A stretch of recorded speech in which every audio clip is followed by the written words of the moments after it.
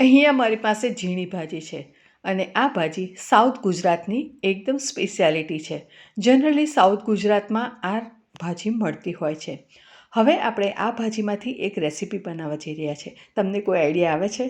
હા, ચોક્કસ તમને આઈડિયા આવતો હશે કે ભાજી છે એટલે કાં શાક બનાવશે ક્યાં પછી થેપલા બનાવીશ. ના, ખોટી વાત છે. વિડીયો છેલ્લે સુધી જોજો, ખૂબ ઇન્ટરેસ્ટિંગ રેસીપી બનવા જઈ રહી છે. ભાજીના આ રીતે જે મૂળ હોય તેને આપણે કાપી લેવાના છે અને ત્યારબાદ એમાંથી જે કચરું હોય છે, તમે જોઈ શકો છો કે બ્રાઉન કલરનું એની અંદર કચરું દેખાતું હોય છે, એને આપણે કાઢવાનું છે. તો સૌથી પહેલાં આપણે આ રીતે કટ કરી લઈશું અને ત્યારબાદ એને પાણીની અંદર મૂકી અને 3 થી 4 વાર એને ધોઈ લેવાની રહેશે, જેથી કરીને ભાજી આપણી એકદમ સરસ ચોખ્ખી થઈ જશે. તો ફ્રેન્ડ્સ, તમે જોઈ શકો છો કે મેં પાણીમાં મૂકી દીધી છે અને તમે જોઈ શકો છો કે બ્રાઉન કલરના જેટલા બી લીવ્સ કે પછી જે ઇમ્પ્યોરિટીઝ છે એ બધી જ આવી ગઈ છે.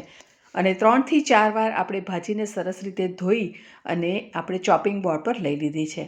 હવે આપણે આ ભાજીને કટ કરવાની છે, પણ રફલી કટ કરવાની છે, બહુ ઝીણી પણ નહીં અને બહુ મોટી નહીં.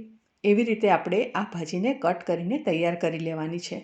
આ રેસીપી તમને ચોક્કસ ગમશે અને વિડીયો ગમ્યો હોય અત્યાર સુધીનો તો તમે વિડીયોને ચોક્કસ લાઇક કરો, ચેનલને સબસ્ક્રાઇબ કરી બાજુમાં આવેલા બેલ આઇકોનને પ્રેસ કરો, જેથી કરીને આવનારી નવી વિડીયોના નોટિફિકેશન તમને જલ્દીથી મળી જાય. સુપર સહેલિયાથી હું નિપા મિસ્ત્રી સ્વાગત કરું છું તમારા બધાનું સુપર સહેલિયા ઉપર. ચાલો જઈએ મારા કિચનમાં. આજે શું બને છે? અહીંયા મેં અડધો કપ ઝીણો રવો લીધો છે. રવો 2 ટાઈપના આવે છે, સોજી અને રવો. એક મોટો હોય અને એક ઝીણો હોય. તો અહીંયા મેં ઝીણો લીધો છે અને એને સરસ રીતે એકદમ ધીમા તાપે શેકી લેવાનો છે. હલકો ગુલાબી કલર આવે ત્યાં સુધી આપણે એને શેકવાનો છે. જો તમારી પાસે મોટો હોય અને તમને મોટો રવો યુઝ કરવો હોય તો પણ તમે એને કરી શકો છો, પણ હું અત્યારે ઝીણા રવાથી બનાવી રહી છું આ રેસીપી અને ખૂબ જ સરસ બનશે. તો આ રીતે આપણો સરસ રવો શેકાઈ ગયા ત્યારબાદ આપણે એને પ્લેટમાં ટ્રાન્સફર કરી લઈશું અને એ જ કઢાઈમાં આપણે આગળનો પ્રોસેસ કરીશું. તો એને સરસ રીતે આ રીતે લૂછી લઈશું અને એની અંદર 2 ટેબલ સ્પૂન અહીંયા હું તેલનો ઉપયોગ કરી રહી છું. તેલની જગ્યાએ તમે ઘીનો ઉપયોગ કરીને પણ આ રેસીપી બનાવી શકો છો. અડધી ચમચી જેટલી રાઈ અને 5 ચમચી જેટલી હિંગ ઉમેરી લઈશું.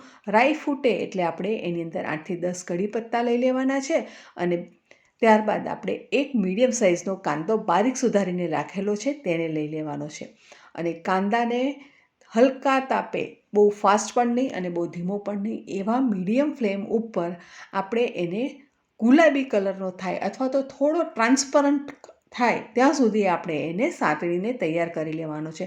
તો ફ્રેન્ડ્સ, તમે જોઈ શકો છો કે હલકો ગુલાબી કલર આવી ગયો છે અને હવે આપણે એની અંદર લીલા મરચાં ઉમેરીશું. લીલા મરચાં લગભગ અહીંયા મેં 2 મોળા લીધા છે અને કટ કરીને લઈ લીધા છે. ત્યારબાદ આપણે જે રફલી ચોપ કરીને ભાજી રાખી છે તેને અંદર ઉમેરી લઈશું અને ભાજીને આપણે લગભગ 2 થી 3 મિનિટ માટે ખુલ્લી જ આ રીતે એને સાંતળી લેવાની રહેશે.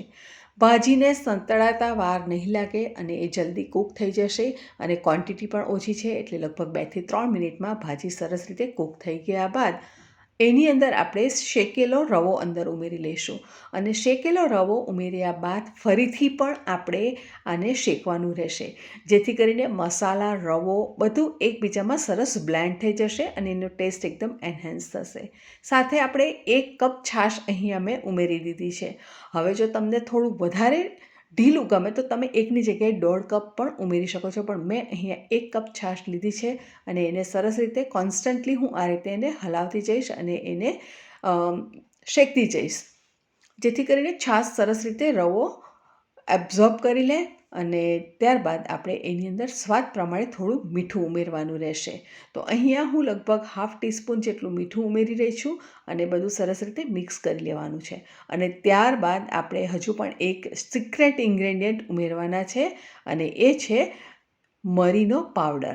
તો મરીનો પાવડર હું અહીંયા લગભગ 5 ચમચી જેટલો લઈ રહી છું. તમે તમારા ટેસ્ટ પ્રમાણે લઈ શકો છો અથવા તો તમે એને સ્કીપ પણ કરી શકો છો.